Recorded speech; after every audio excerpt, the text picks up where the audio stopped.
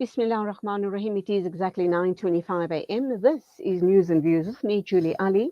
And my next guest is Dr. Trevor Ngwane. He is the director of the Center for Sociological Research and Practice at the University of UJ. And we're looking at a very, very biting issue this morning. It is the electricity crisis and the effects on the working class in the townships. A very good morning to you, Professor. Welcome to the program. And I should imagine this is very worrying indeed. I mean, this was research undertaken, and we're going to try and unpack where, how, who, and what is your research actually indicated. But I think the first thing that jumps to mind, which has been in the spotlight and in the headlines recently, is the sabotage of Eskom. So we'll get to your research paper in a minute or two. But knowing what you know now, after getting the results of the study, how would you suggest to the issue around sabotage at absolutely every level at Eskom? Yeah, thank you for having me on your program. Well, look, the main problem with Eskom, as we all know, is mismanagement, incompetence, corruption, and of course, the elephant in the room, commercialization, privatization, and financialization of the provision of electricity in South Africa. So basically, there's this idea that someone must make a profit from providing energy to the people. And I think that is where the rot started. Are you suggesting then, Dr. Trevor, that this is a constitutional right, as is water, and this should not be, this shouldn't be, the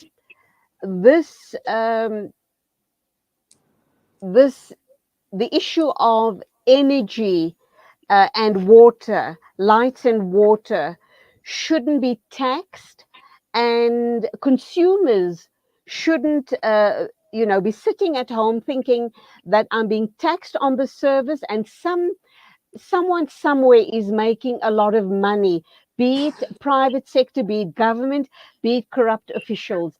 Is that then the thinking around basic necessities and basic services? Should that be our thinking?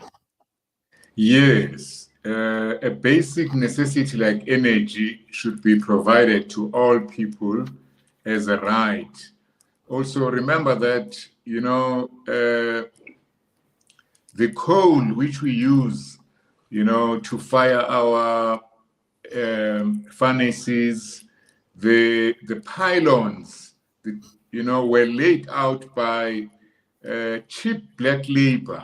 So the idea is that a government of national liberation should actually, right the wrongs of the past by making sure that ordinary working class people have access to energy.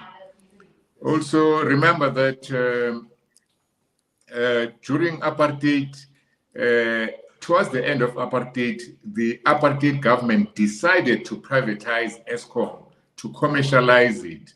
So this was a ruse, a mechanism to ensure that access to this basic necessity is restricted for Black people and for the poor.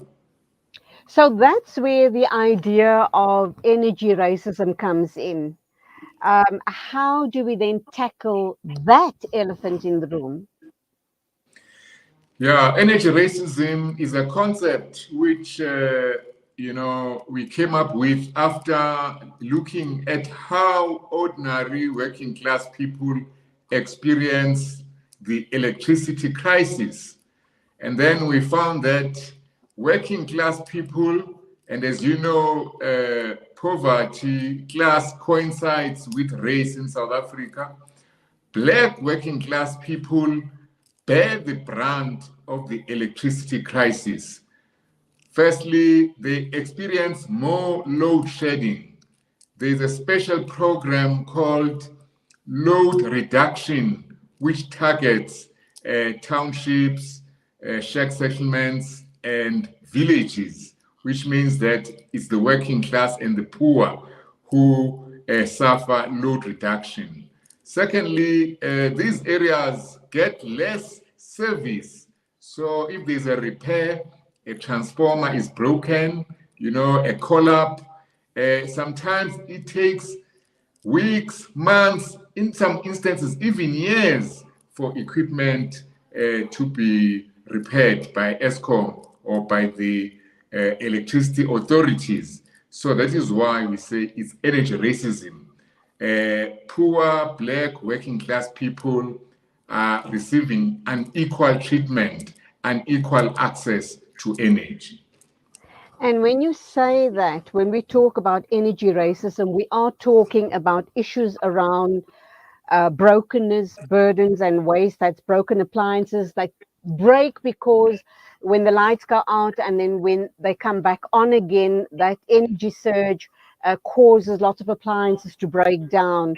There's an issue around broken domestic life. There's an issue about wasted food, which poorer classes can ill afford to have food wastage. And it is really exactly what you say in your research paper, that life stops when you have no electricity.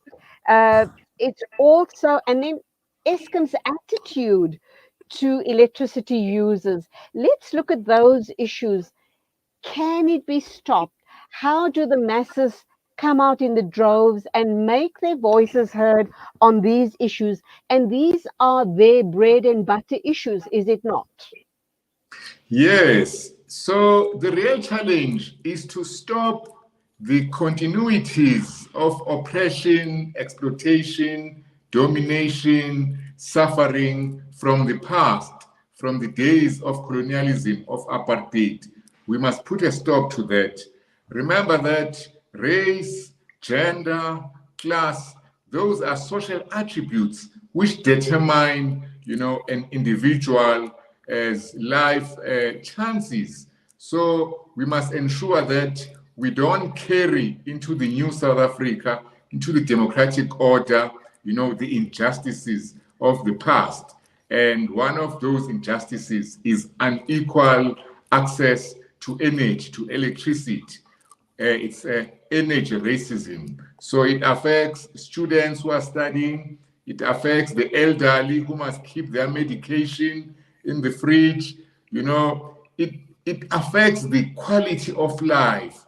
It diminishes people's enjoyment of being alive, and this must stop.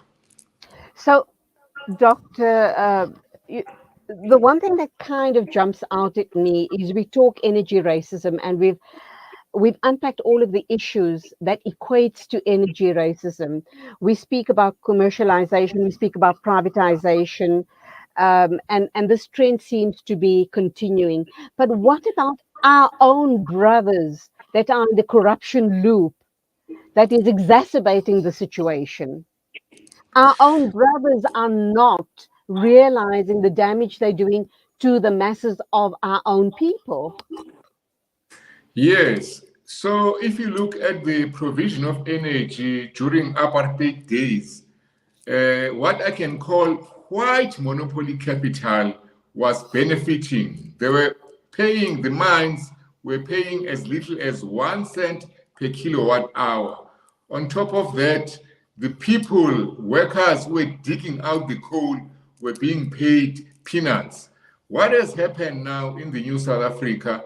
We've got an aspirant black bourgeoisie who want to join the table with white monopoly capital. So they are trying to enrich themselves, and then they are using means fair and foul. They are using legal and illegal mechanisms to get rich, to join, the ranks of the bourgeoisie. So that is the problem. That's why now they push privatization, they push commercialization, and then they push financialization. Of course, the greatest danger is financialization because it means that the banks are now entering the sphere of energy provision. And we all know how the banks operate. Some people will be screened and not qualified. Some will be ruled as not deserving of receiving energy. This indeed must stop. Okay, and we do know there is a finger pointed at two of the major banks in the country, and that's Standard Bank and Nedbank. We're going to try and uncover that story a little later in the week or next week, because they have colluded with the apartheid regime in the past in the way they sanction Black people regarding loans and repayments of those loans. But that's another story altogether. Let's look at the electricity crisis being a part of the larger crisis in the country. And are we on the edge of collapse as a country? Well, I don't think we're at the edge of collapse, but we are quickly getting there because, as you say, there's energy, there's a question of unemployment, there's a question of poverty, and recently we've seen, social ills, negative ideologies like xenophobia rearing their ugly heads. So really, it is time for ordinary people, working class people, people who love democracy, decent people, to unite and say no to what is going on, and we restore our vision of a society where everyone has a place under the sun, where there is no exploitation, no oppression, no suffering. Okay, when this research was undertaken, when this paper was being put together, I do know that the field workers went out far and wide into the townships. But there were three very key insights from Soweto-based activists about the attacks on malls. How does this tie in with your research and the issue around energy and energy racism? Yes, remember that when the people attacked the malls, the result was tragic. More than 500 people died. So this shows you that there is desperation on the ground, there is confusion, there is lack of hope, which has become hopelessness. People are feeling that there are no solutions, to the problems. They are feeling that there is no way forward. They are even ready to die for a bag of groceries. And indeed, those shopping malls, everyone was saying, they make life convenient, they provide jobs. Clearly, ordinary people don't view those malls like that. They see them as places where food is sold, where medicine is stored, but they, ordinary people, cannot access it. So this desperation, this hopelessness requires massive interventions, massive redistribution of wealth, massive support for ordinary people to improve their socio-economic situation. Final questions for you. Do you think RET might be one of the answers regarding this matter? And then also, what next?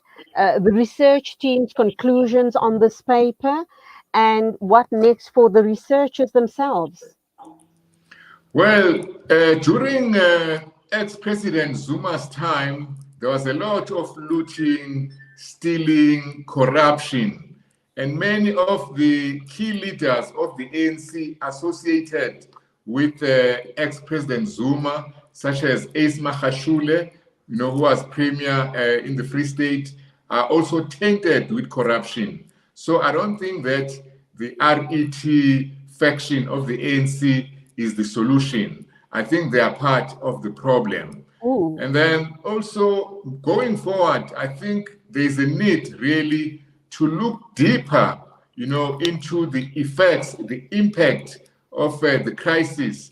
For example, we found that women were finding themselves spending a lot of time in the kitchen using dirty energy, paraffin, stove, mbaula, brazier. So they inhale the pollution and get sick. Women go out in the forest looking for firewood, therefore endangering themselves because of the high rate of gender-based violence. So the next step in the research is to follow up on issues like that, how it affects women, how it affects young people, how it affects students, and of course, the elephant in the room is how it affects livelihoods, because many small businesses tend to focus on catering, and we found that their businesses were collapsing. So there's a lot that we need to find out. Even more, there's a lot that must be done to make a better life for the people. This is a very comprehensive research paper. I'm wondering who and how this report should be used. Is it going to land on President Cyril Ramaphosa's table or other such ministers? Are they going to do anything about it? Because it not only highlights the problems, but it's also giving you answers or pointing you in the direction that as a country, how we can pick ourselves up and move forward. Your thoughts? Well, it will be good if the president and his cabinet and the parliamentarians read this report. But if you look at the report, it is written in an accessible way. It is aimed at ordinary people. It is aimed at those who are suffering from the crisis of electricity. It's telling people in Kukuletu, it's telling people in Chatsworth that, in fact, they are not the only ones suffering. Everyone else in other townships, in other shared settlements, in other villages is suffering the same pain. So it is encouraging people to rise up, to talk to each other, to unite, and to demand a better deal for themselves. Dr. Trevor Ngwane, thank you indeed for your time. Thank you for an excellent research paper. And hopefully we will talk to you in the future, but we do hope that some positivity comes out of this issue, energy racism, and the issues around Eskom, and just the hardship it's causing for the masses here in South Africa. Thank you once again, and go well. God bless. Thank you. Thank you very much. The time is exactly 9:42 a.m. In a minute or two, we will be joined by Gayton McKenzie. He's with the Patriotic Alliance, and he too has some thoughts regarding foreigners and ISIS. So do stay with us.